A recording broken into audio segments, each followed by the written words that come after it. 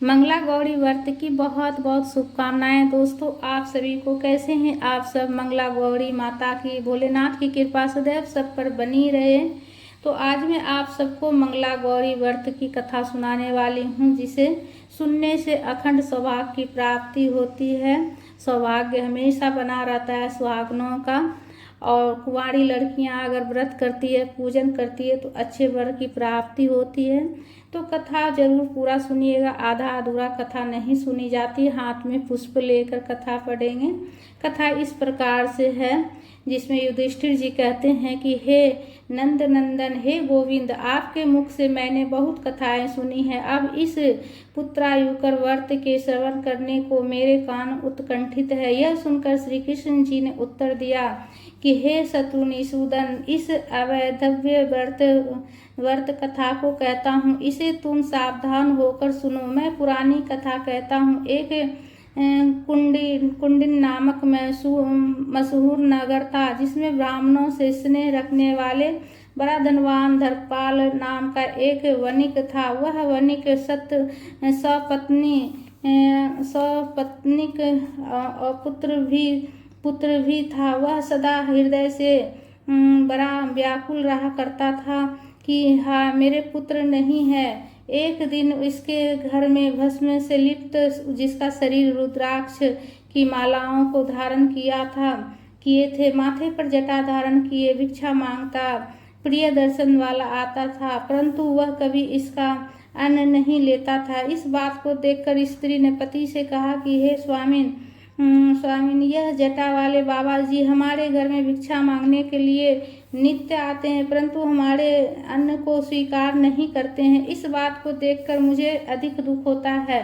पत्नी की यह कथा सुनकर धर्मपाल ने कहा कि हे प्रिय, तू किसी दिन स्वर्ण के आभूषणों को पहनकर अपने आंगन में खड़ी होना। फिर जब वह भिक्षुक आवे, तब उस भिक्षुक की गोद में है प्रिय, हे अनघे स्वर्ण तथा रत्नों की भिक्षा देना। तब धर्मपाल की स्त्री ने वही किया, लेकिन उस जटा वाले भिक्षुक ब्राह्मण ने उसे श्राप दिया कि तेरे अपत्य संतान नहीं होगी। भिक्षुक के इस कथन को सुनकर वह बड़ी दुखी होकर कहने लगी, हे स्वामी, जो आपने मुझको श्राप दिया है, इस श्राप से मुझे उद्धार करें। इतना कहकर उस दिन भाषिनी ने उस भिक्षुक को प्रणाम किया। तब जटिल बोला कि हे पुत्री, मेरे कहने से तू अपने पति से कहना कि आप नील रंग के घोड़े पर बैठकर नील रंग वाले वस्त्रों को पहनकर बन जाए। जिस जगह आपका घोड़ा गिर पड़े, उसी जगह को खोदना। उस समय रम्य पक्षियों से युक्त मृग समूहों से और वृक्षों से आकुल स्वर्ण से रचा रत्न माणिक्य आदि से विभूषित अनेक पुष्पों से युक्त देने लायक एक देवालय देखना। उस मंदिर में भक्त वत्सल पार्वती का दर्शन करना, उनकी मन से आराधना करना, तब वह पार्वती ही तेरा उद्धार करेगी। भिक्षुक के वचन को सुनकर दीन भाषिनी उनके चरण में झुककर प्रणाम करने लगी। उसी वचन को सुनकर प्रणाम करने लगी। उसी समय वह जटा वाला देखते ही देखती अंतर ध्यान हो गया। तदंतर उसने अपने पति से सारी बातें कही। इतना कहकर पति के सामने जटिल का सारा वचन सुनाया। उसके कथन को सुनकर नील वस्त्र पहनकर नीले घोड़े पर सवार हो उसका पति वन को गया। रास्ते में जाते जाते अनेक वृक्षों को देखकर भयभीत हुआ और मृग को सिंह पर दंड सूपों को राह में देखकर भयभीत हुआ। फिर आते आते एक अति सुशोभित तालाब दिखाई दिया, जिसमें रक्त नील उत्पल जाति के कमल खिल रहे थे और चकवा चकवी के जोरे से विराजित था। और तालाब में उसमें स्नान किया तथा और तर्पणादि भी किया। फिर उसी घोड़े पर सवार होकर गहन वन में आगे गया। तब घोड़े को गिरता देख उसी समय घोड़े से उतरकर उसी जगह धरती को खोदा तो धरती के भीतर से एक बड़ा भारी मंदिर देखा। तब उसने जटाधारी के कहे के अनुसार रत्नों से, मुक्ताफल और माणिक से पूजा की। अनेक पकवान युक्त 6 रसों सहित अनेक शाक, दूध, दुग्ध, घी, खांड सहित नैवेद्य और सुवर्ण युक्त वस्त्र, चंदन, नक्षत्र, चंपक पुष्प, धूप, दीप आदि से करो। दत्न के लिए मलय, चंदन, फूल, फल, तांबूल, दक्षिणादिक से पूजा की। धर्मपाल सेठ ने श्रद्धा से पूजन किया, फिर साकार रूप से ध्यान पूर्वक मंत्रों का जाप किया। तब इसको भक्त जानकर देवी ने आकर कहा कि तुमने किस निर्मित से पूजा की है, जिससे यह पूजा की है, मैं उसे अद्भुत वर देती हूँ। यह सुनकर धर्मपाल देवी के आगे हाथ जोड़कर खड़ा हुआ। तब देवी ने कहा, हे धर्मपाल, तुमने मेरी पूजा बहुत ही अच्छी तरह से की है। इससे हे भक्त मुझसे वर मांग लो, मैं तुम्हें बहुत सा धन दूंगी, तुम मांग लो। तब धर्मपाल बोला कि आपके अनुग्रह से मेरे पास बहुत धन संपत्ति है, आपसे केवल पितरों का उद्धार करने को पुत्र चाहता हूँ। मेरे घर में एक भिक्षु भिक्षा मांगने को रोज आता है, वह मेरा अन्न ग्रहण नहीं करता, इससे हमें और हमारी पत्नी को बहुत दुख होता है। मैं आपसे सिर्फ एक ही भिक्षा मांगने के लिए आया हूँ कि हमें कोई संतान नहीं है, हमें एक पुत्र दीजिए। इस प्रकार से इनके दीन वचनों को सुनकर देवी ने कहा, हे धर्मपाल, तुम्हारे भाग्य में सुख देने वाली संतान नहीं है, तो भी यदि तुम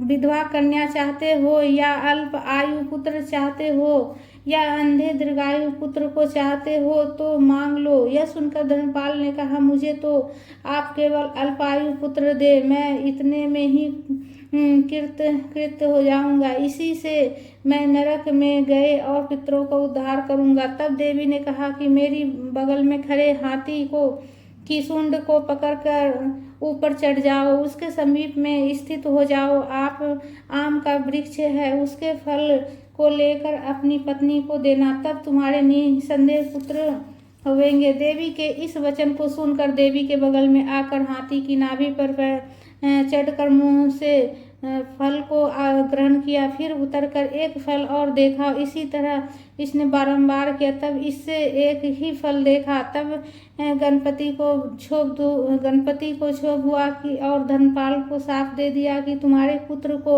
16वें वर्ष में सर्प डसेगा। तब धर्मपाल उस फल को लेकर वस्त्र में अच्छी तरह बांधकर घर को आया और वह फल पत्नी को दिया।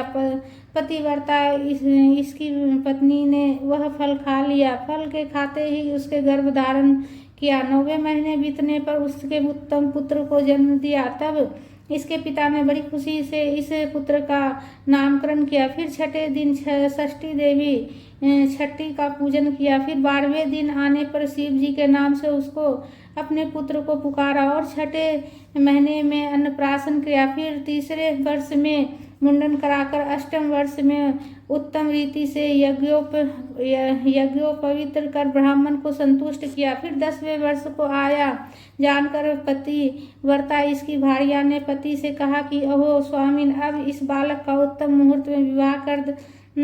तब धर्मपाल ने कहा, मैंने इसको काशी भेजने का मन में संकल्प लिया, इसके काशी में जो आने पर ही इसका विवाह होगा। इसके पीछे अपने साले के साथ पुत्र को काशी भेज दिया।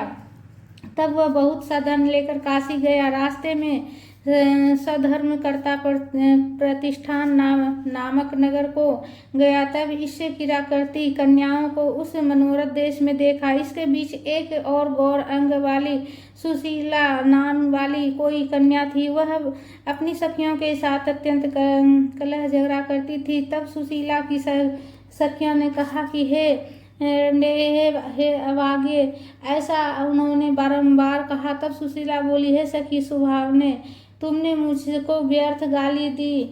यह गाली व्यर्थ है, क्योंकि मेरी मानवती माँ तो प्यारी संबंध वाली स्त्री है, वो भी जन्म पर्याप्त और सदा सौभाग्य वाली है। फिर मैं तो साक्षात उनकी बेटी हूँ। फिर तुम्हारी ये गाली देना सर्वथा व्यर्थ है। मुझको रंडापन नहीं हो सकता है कि हे वामनी, उस वर्तराज के प्रभाव को मैं तुमसे कहूंगी। जितनी दूर तक इस मंगला गौरी के धूप का विषम धुआं पहुंचता है, वहां तक कभी भी कोई उपद्रव नहीं होता। इस कथन को सुनकर उसके विस्मय से नेत्र खुल गए। उसका मामा बालक के लिए व्रत करने को विचारने लगा। तब इसने यह विचारा कि जो इसके हाथ से मंगला गौरी के सिर अक्षत चढ़ जाए, तब यह 100 वर्ष जीने वाला हो जाएगा। इस बात को पुनः विचार करके सुशीला को ही देखता विस्मय से उत्फुल्ल लोचन हुआ। तब सुशीला अपने घर को गई। तब उसके पीछे से ये दोनों भी गए। तब गौरांगी अपने घर में प्रवेश हुई। तब ये दोनों पास ही अन्य स्थान में एक तालाब के पास रहने लगा। तदंतर विवाह काल के आने पर सुशीला के पिता हरि ने विवाह करने का उद्योग किया। तब हर नामक वर से सुशीला का विवाह करना विचारा, पर हर के माता पिता ने हर को असमर्थ देखकर हाथ जोड़कर विनय युक्त होकर शिव जी से प्रार्थना की कि हमारे पुत्र का सुशीला के साथ विवाह होना निश्चित है, परंतु ये हर अभी विवाह करने में असमर्थ दिखाई देता है। विवाह काल में हम श्रीमान से शिव को मांगते हैं, विवाह को हो जाने पर तुम्हारा शिव को हम तुझे दे देंगे। तब सामने मीठे स्वर में मामा ने कहा कि विवाह के समय तुम अवश्य शिव को ले जाओ। तदंतर विवाह काल का लग आने पर शिव ने विवाह किया। विवाह होने के पीछे इस प्रियवदा सुशीला के साथ किसी जगह शिव ने शयन किया। तब स्वप्न में मंगला गौरी ने माता ने दिव्य रूप बनाकर सुशीला से हित का वचन कहा कि हे गौरांगी, तेरे पति को डसने के लिए बड़ा कालिया नाग आ रहा है। तू उठकर उसके आने के पहले जल्दी से सामने दूध रख दे और एक घट की भी शीघ्र स्थापना करना। जब वह सर्प घरे में चला जाए तब अपने अंग से कुपास चोली निकालकर घट के मुख को बांध देना।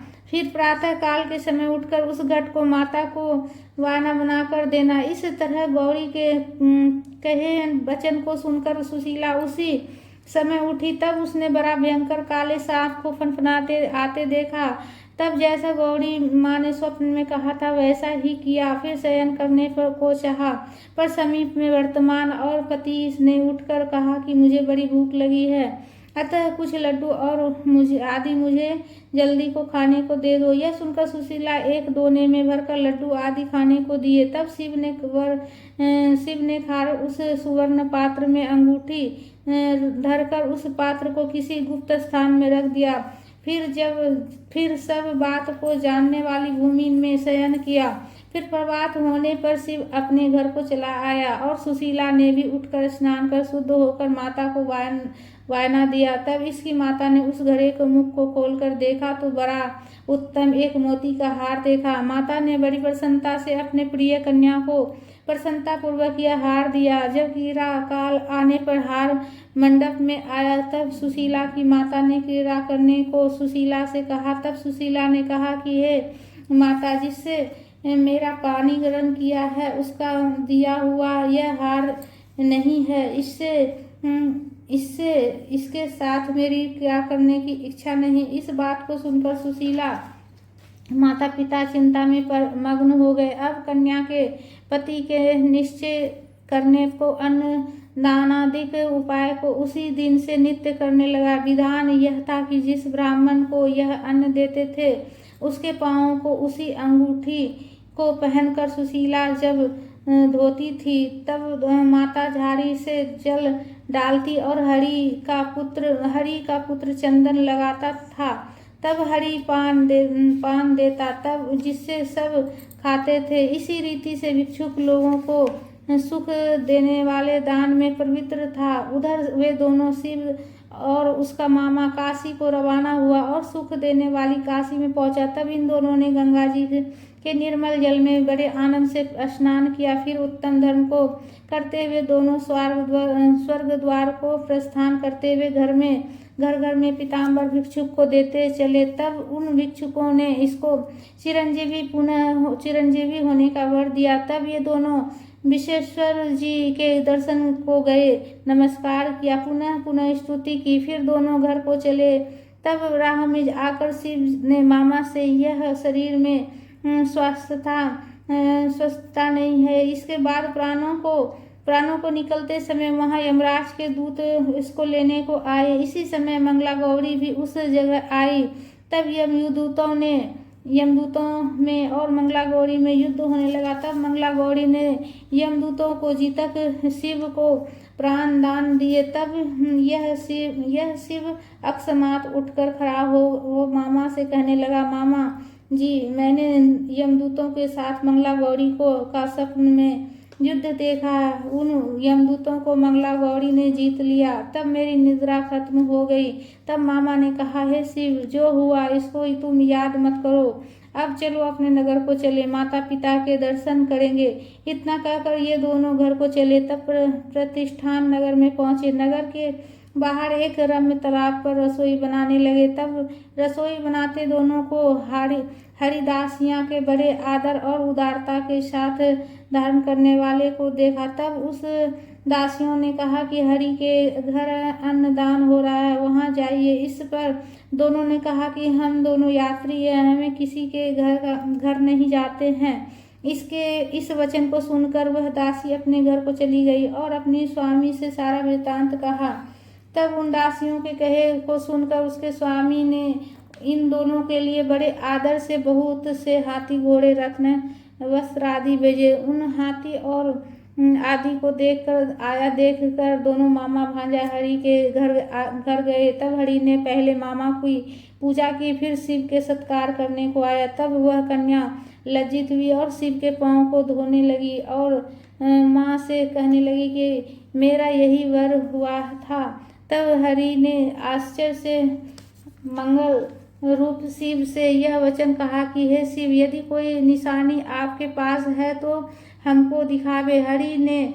हरि से इस बात को सुनकर शिव ने बड़े प्रसन्न मन से कहा कि हाँ, मेरे पास यह चिन्ह है। इतना कहकर हरि घर में आया और जिस पात्र में मुद्रिका अंगूठी रखी थी उसी पात्र में लाकर दिखाया। उस पात्र को देखकर हरि ने कन्यादान किया था और अनेक रत्न वस्त्र बहुत मनोहर वस्तुएं हरि ने दी। इसके बाद में दोनों मामा भांजा इस कन्या को लेकर चले और रास्ते में बहुत सा धन दान भी किए। इसके बाद श्रावण का महीना आने पर मंगलवार के दिन इस कन्या ने मंगला गौरी का व्रत किया।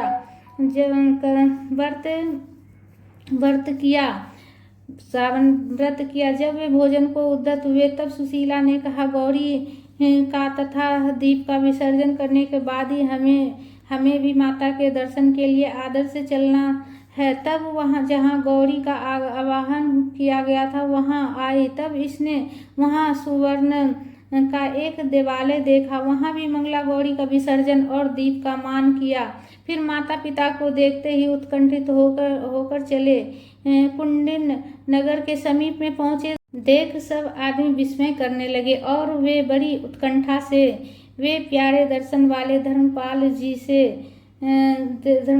से कहने लगे। सभी लोग बोले कि हे धर्मपाल, आज आपके पुत्र को भार्या सहित और साले के सहित आया देख हम आए हैं।